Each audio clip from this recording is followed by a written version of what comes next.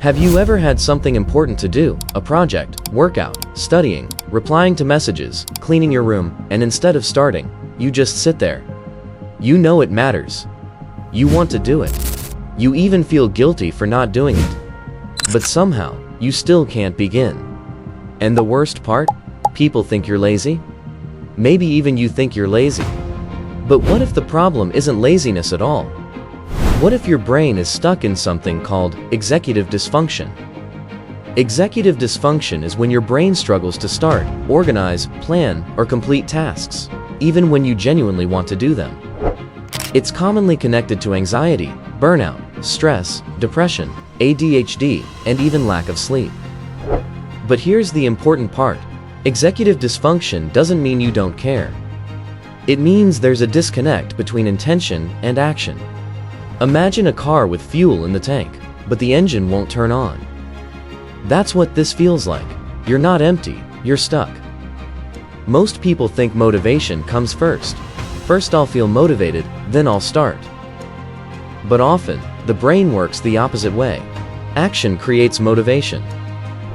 The problem with executive dysfunction is that your brain treats starting a task like a threat. Even small tasks can feel mentally huge. Sending one email, opening a document, taking a shower.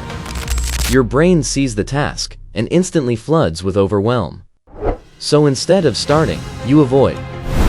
You scroll, watch videos, overthink, promise yourself you'll die later, and later becomes tomorrow.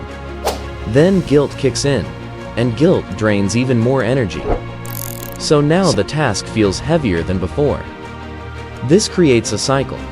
You avoid the task grows emotionally bigger, you feel worse, then avoidance becomes even easier. Over time, this cycle can become dangerous because you stop trusting yourself. You begin saying things like, "I'll do it tomorrow," while secretly believing tomorrow won't be different. And losing trust in yourself can sometimes hurt more than failing the task itself. One of the biggest misconceptions is, if it was really important, you'd just do it. But that's not how it works. Many people with executive dysfunction can suddenly become productive the night before a deadline. Why? Because urgency temporarily overrides resistance. That's why you might avoid something for weeks, then finish it in 3 panic-filled hours. It's not because you were lazy. Your brain simply needed enough stimulation to activate. So how do you break this cycle? First, stop waiting for perfect motivation. You do not need to feel ready to begin. Instead, reduce the task until it feels ridiculously easy.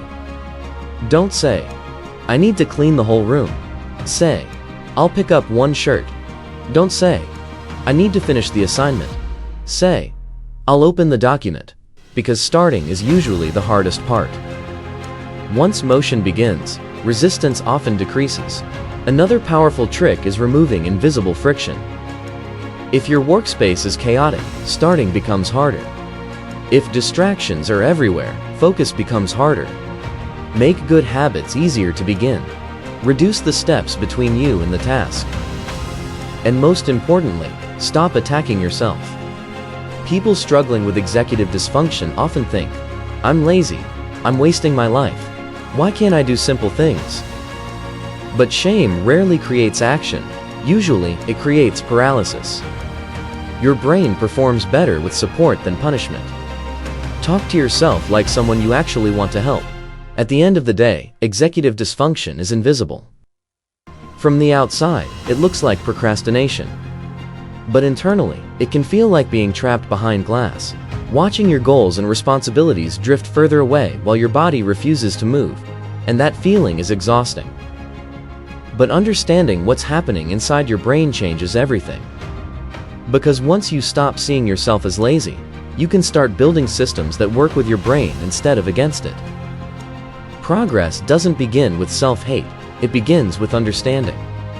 So if you've been struggling to start lately, maybe you don't need more guilt. Maybe you need smaller steps, less pressure, and a little more patience with yourself.